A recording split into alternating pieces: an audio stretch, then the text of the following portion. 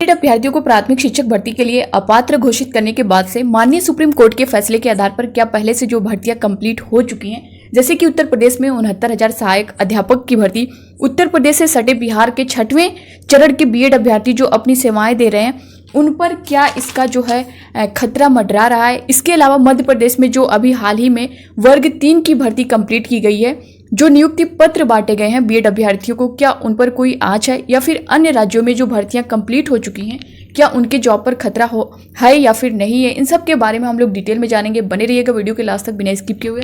और दोस्तों नए हो चैनल पे सब्सक्राइब कर लीजिएगा, बेल आइकन को प्रेस कर लीजिएगा ताकि इसी तरह की हर अपडेट जो है आपको टाइम पर मिलती रहे।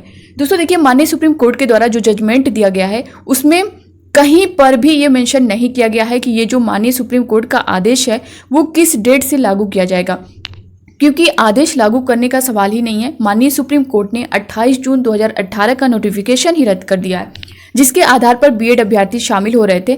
तो क्या जो अभ्यर्थी चयनित हुए हैं क्या उन पर भी खतरा है?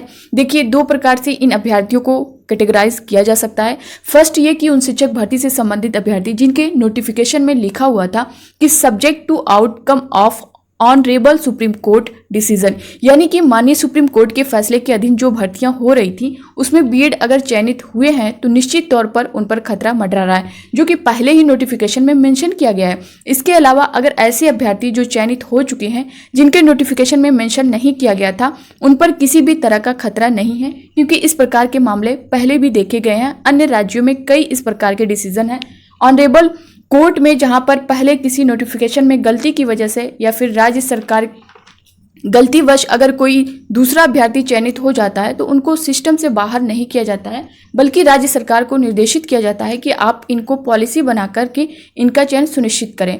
तो बिहार में अगर जो बीपीएससी द्वारा जो शिक्षक भर्ती होने जा रही है, जिसका एग्जाम अभी 24, 25, 26 को है, तो ये तो पूरी तरह से दोस्तों निरस्त है। बीएड इससे पूरी तरह से प्राथमिक से बाहर है। तो ये है जिसमें जो है मेंशन किया गया होगा, जिनके नोटिफिकेशन में जो भी चाहे भर्ती हुई हो, जो नोटिफिकेशन में अगर मेंशन होगा तो उन पर जो है खतरा है, जिन पर नहीं होगा वो मेंशन उन पर कोई खतरे की बात नहीं है। तो दोस्तों इसको लेकर के काफ़ी कमेंट आ रहे थे, तो आई होप कि आपके डाउट जो है वो क्लियर हुए होंगे। बाकी आपका क्या कुछ कहना है कमेंट बॉक्स में कमेंट करके ज़रूर बताइएगा। और दोस्तों इस तरह की जो भी भर्तियाँ होने जा रही हैं जिसमें मेंशन किया गया है कि ये जो है सुप्रीम कोर्ट के अधीन है फैसला, तो जैसा कि अब सुप्रीम कोर्ट की तरफ से सारा कुछ जो है क्लियर हो चुका है, तो बिहार की अगर हम लोग यही सामने बात कर लें तो बिहार में अब कोई चांस नहीं है, क्योंकि वहाँ से पेपर फर्स्ट से यानी प्राथमिक से बीएड पूरी तरह से बाहर हो चुका है।